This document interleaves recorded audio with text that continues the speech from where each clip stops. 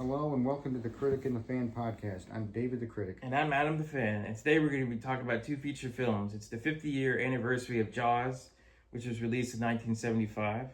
And we're going to talk about 1996 Scream, which everybody remembers.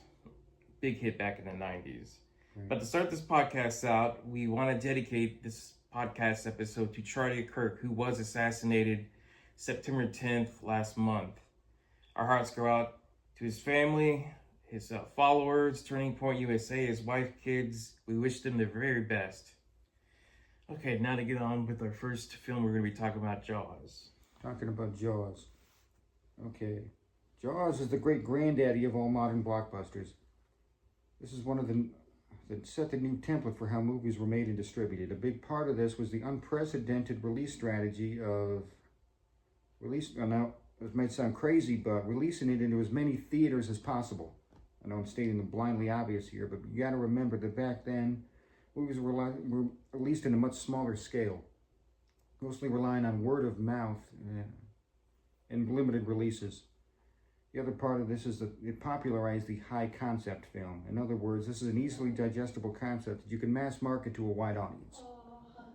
It really marked a shift away from the more highbrow films like The Godfather and The Exorcist, and more towards pop entertainment. It paved the way for movies like Star Wars and Indiana Jones. Now, we could talk about the production history all day, but let's get to the main event. That's what I want to talk about. Now, this was Steven Spielberg's first test as a director doing a big budget movie, and technically he had never done that before. He had made other films, true, but this was his first big one. Now, what is interesting here is that every single director, even Francis Ford Coppola, was almost fired from when he was making The Godfather. They literally had another director ready to go. They say, hey, if you can't get this done, this guy is going to take over your job. And in Star Wars, George Lucas had a real hard time. One of the first days in the set when they were filming in Africa, a sandstorm destroyed all the set, basically. So they pretty much were behind schedule, and it was a very high budget movie, and he actually had a mild heart attack. But overall, he finished Star Wars, and Spielberg had a similar experience. Spielberg had a hard time finishing Jaws. The original mechanical shark that they had built didn't work at first, so it delayed the production, of course. But one of the hardest things he had a hard time with was actually finishing the movie. And this was in a time and place where he wasn't a tested Hollywood director, where they felt this is the new kid on the block. If he can't get it done, he can't get it done. And Steven Spielberg's thinking, I can't go making shoes. I'm a filmmaker. Right. This has to be a success. I have to finish it. Okay. So yeah, and essentially the future of Hollywood rested on the shoulders of an untested rookie director who was only 27 at the time. Yeah. Wow. And we're going to continue on with your notes. Okay, the main reason this movie works so well, at least for me, is that this was an action-adventure horror film. Now, of course, it's intense and scary, but it's also exciting. Right? It doesn't have a lot of the doom and gloom of a lot of the other horror films like The Exorcist or The Omen. It's not an existentialist think piece about confronting pure evil. When you get down to it, there's no really evil in this movie at all. Yeah. I agree that the shark is really doing what all sharks do. Yeah, that's right. Pretty much. Basically, oh, well, never mind. We'll get to that We'll get to that later. Yeah. The only real villain here is Mayor Vaughn, all right? So the movie isn't just about man versus beast. It's about the working man versus bureaucracy. You got Chief Brody, the working class everyman character who has to deal with bureaucracy from above coming from Mayor Vaughn. Right? Mayor Vaughn sort of considers him beneath him. Yeah. To be honest, I'm not saying he's right, but I can kind of understand Mayor Vaughn at least a little bit. Mm-hmm. He has a responsibility that the chief doesn't have, right? He may be an arrogant, obstructive bureaucrat, but he still has a very difficult decision to make. If he shuts down the beach, the town loses money that they need for the rest of the year. And if he keeps it open, people will die. Other than that, no. I got no sympathy here for him beyond that. He ignores Brody's warnings right from the start, and he prioritizes money over the town's safety. Andy Garcia in the female reboot of Ghostbusters. I will never be the mayor in Jaws, ever. That's hands down one of my favorite scenes. I always remember that. But yeah, Jaws. Quentin Tarantino was asked by a late night guest, is there a perfect movie? And Jaws is mentioned. He's like, yeah, Jaws would fit that. Okay. And all around, I feel that there isn't really evil in the film, but there was kind of like a second antagonist I felt that was in there. Who's that? I think that Robert Shaw's character was a little bit possessed by Captain Ahab. Kind of like that, yeah. I mean, who would destroy a radio Mm-hmm. when you're being hunted by a great white shark? You'd rather die and destroy the radio than get help. I mean, that's something Captain Ahab would When you do. get down to it, Jaws didn't really kill him. It would kill him. It was its arrogance is what killed him. Yeah. But it was also either I catch this fish or I die. Right. Yeah. What I thought was interesting is just the back and forth between him and Richard Dreyfuss. Yeah, he said they actually really didn't get along. Yeah, they didn't get along, and so a lot of what you see really wasn't acting. There was another character in Jaws. This is fascinating. He was a real fisherman on the island, Martha's Vineyard, where they filmed, and a lot of his dialogue was never scripted. And that's actually one of my favorite things about the movie is I remember his dialogue and not really understanding him, but it was like sailor talk. Yeah. And that brought a great element to the whole film. Mm-hmm. Awesome. So overall, we're going to go on our experiences. What was your first experience when you saw Jaws, David? I saw it when How did you feel? Well, let me start. Okay. I saw it when I was maybe 9 or 10 at my friend Josh's house when I still lived out in Mississippi. Now, my parents didn't let me watch any real scary stuff beyond maybe Ghostbusters or Indiana Jones. Mm-hmm. So I saw it at my friend's house. He had it on video. I thought, okay, we got to sneak this thing in. And he goes, "Hey, Mom and Dad, we're watching Jaws." Oh, okay. Yeah. A new experience for me. Mm-hmm. So I'm just sitting there watching it, not knowing what to expect, and out of nowhere, you get that opening scene where that naked teenage girl is running around. Yeah. I thought, okay, maybe this won't be so bad. Yeah. But yeah, I mean, it was definitely a different experience for me at age 10, but I still enjoyed it. Mm-hmm. I saw it. I believe it was either HBO or Showtime, Cinemax. That's what they used to call it back then. I really enjoyed it, and I always had an irrational fear. Even when I was in a swimming pool, I was always afraid Jaws was going to get me. Even Jordan Peele said the same thing in the Jaws documentary, which is so funny. We all have that irrational fear of a shark at the bottom of the pool. Yeah, yeah. And my favorite scene, though, from the film has to be the very end. Very end. Yeah. Smile, you son of a bitch. Yeah, it's everyone's favorite scene. Yeah. Of course, that's my favorite, but I'll give you a close second. Mm-hmm. The opening scene in the water. Mm-hmm. That is beautiful. Man, hats off to the cinematographer for that, for getting that kind of beauty in 1975. Yeah. What I mean is that shot of the sun setting over the ocean. Mm-hmm. That is great. Now they did that, and it wasn't even evening or morning. It was broad daylight. Mm-hmm. They did that with trick photography. They oversaturated the film stock to make it look like it was night. George Lucas did a similar thing in the first Star Wars. He fudged out the wheels on the land speeder. So when you see the original cut of Star Wars, you'll see that the whole bottom of the screen is fudged out. Mm-hmm. You can't see, it's all blurry, but it's just stuff like that they used to do back in the day that it was so impressive. Right.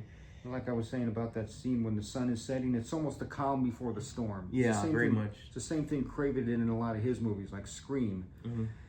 It gives you that false sense of security for like the first minute or two, only to pull the rug out from under you. Yeah. There's also a cool Hitchcock scene that was in Jaws that everybody remembers. It's just stuff like that makes this movie so classic and fun. But to sum this up, though, my favorite story about Jaws actually was something Spielberg talked about in the documentary, which he never shared with anybody. There is, of course, as a kid, I never got to go on the Jaws ride in it's Universal Studios in California. And of course, they have they made a replica of the boat that was in the film. And Spielberg used to go there by himself when the ride was closed down, and he would go in the boat and he would film stuff just for fun. but sometimes he would recall nightmares that he would have and trauma of trying to finish the movie, and he would break down and cry. And that's something I don't think he has. I don't think he told anybody that over the past 50 years. And it was incredible for him to admit something like that, because when you think about Steven Spielberg and you think about Jaws, you can't imagine that this guy had a hard time making the film. No. He did such a, it was so perfect that it doesn't matter. But it's like they all had a hard time making, their first big break. Any director's first big production is going to be an acid test. Yeah, pretty much, yeah.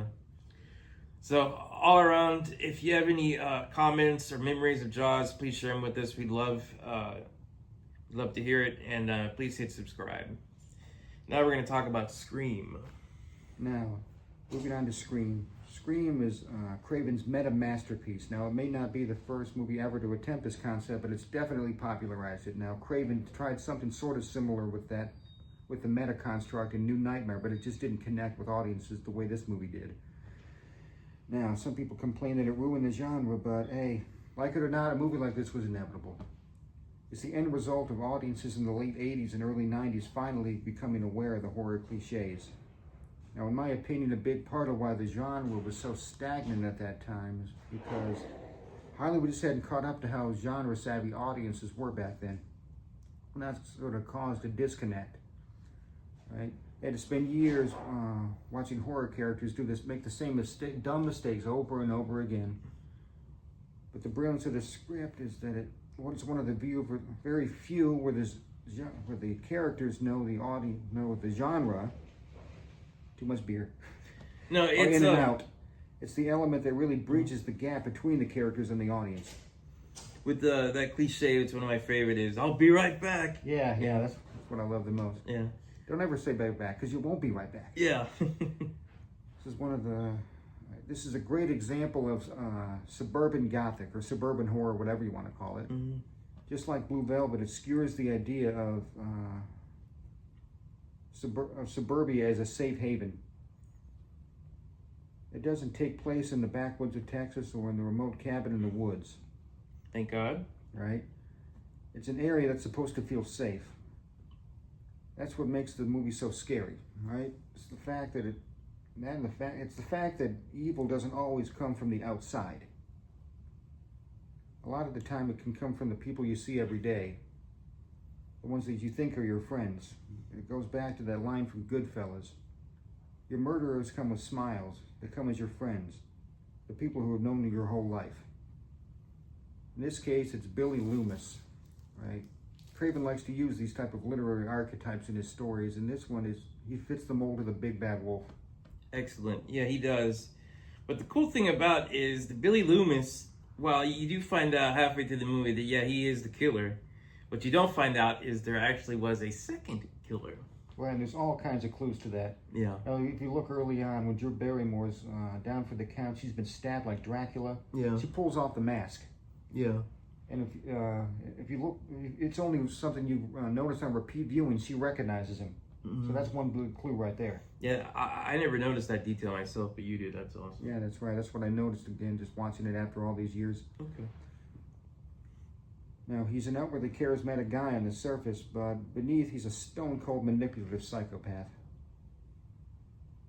Seeing the way he gaslights Sydney, it almost gives you a first-hand view of what it's like to deal with a narcissist. Ironically enough, the movie does a lot of the same gaslighting with the audience. The whole movie is just really one big shell game. Now, and like a lot of Craven's movies, like Nightmare on Elm Street, it's especially Last House on the Left, it's really about loss of innocence. In this movie and Elm Street, you have a lead girl who has to find out the hard way that what her parents have really been up to.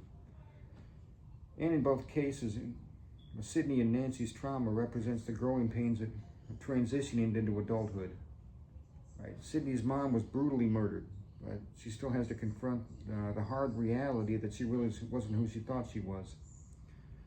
So to go along with that theme, you have a whole town full of teenagers who are completely callous, to the point where they don't even care that two of their classmates were butchered. I think what this movie is kind of getting at is that this is the end result of a generation that grew up on slasher films at a young age, to the point where their minds have been so corroded they don't even know right from wrong.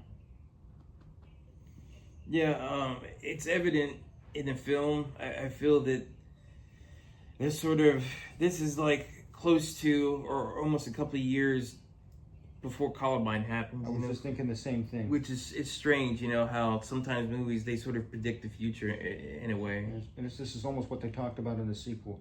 Mm-hmm. What they're getting at, are horror films really the cause of violence in the real world, or are they more of the reflection? Yeah.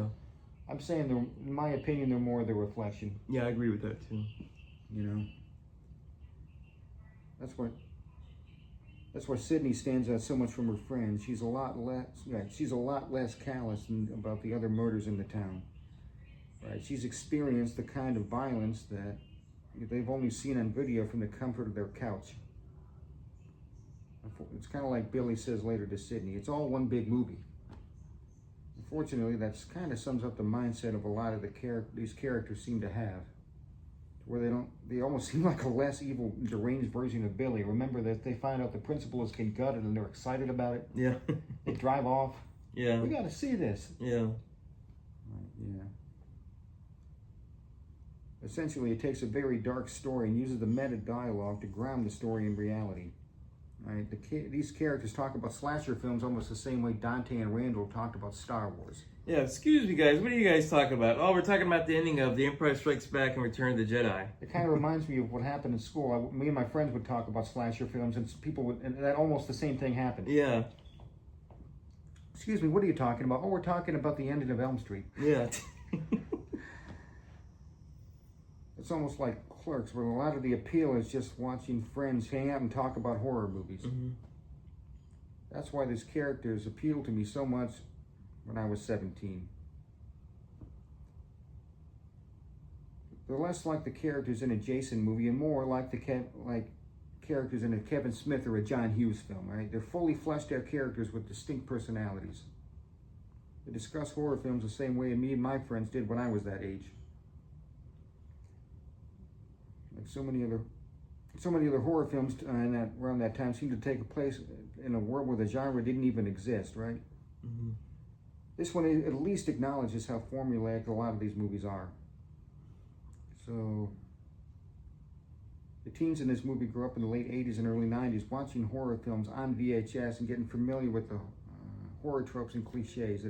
It basically satirizes the films that Gen X grew up with. That's what makes Scream the definitive horror film of the 90s. It takes out the Warner cliches of the Reagan era, like sex equals death, and subverts it in a way by having a lead girl that isn't defined by the outdated rules of 80s horror, where sex was still considered a sin punishable by death.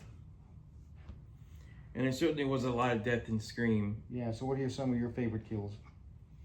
Well, I actually really love the scene where Sydney kills the other killer with the TV, Matthew Lillard's character. Yeah, and now they're even talking about bringing him back. Really? Yeah. I don't know how. Go figure, they do that, but yeah. Well, of course, if they bring him back in a hallucination or a flashback, I'm fine with it. If he's still alive, no, I'm not even going to see it. Well, technically, that's the weird thing that you brought it up. I think that it didn't look like a hardcore kill. He still could be alive. His face would be screwed up, but he's old now anyway, so... Yeah, you're right. When you think about it, all said and done, that actually sounds exciting, yeah. Well, maybe. I don't know. Yeah. And my favorite kill is probably the opening scene. Yeah. I'm talking in particular the boyfriend character. Yeah. I remember how on edge I was when I first saw that, when I saw it on video, way back in the year 2000. Yeah. It's the lead up to it. Yeah. You know that he's tied to a chair. You know he's going to die. You're just not exactly sure how. And the cool trivia part is that they originally were cast Drew Barrymore as Sydney, but she turned it down. Right. I heard about that. Now, I've seen interviews with her. She doesn't seem that bright to me. Not that I think back on it. I think she might be a genius. No, she turned it down for a good reason. She really wasn't... she doesn't really belong in horror movies. She's a wonderful actress. Yeah.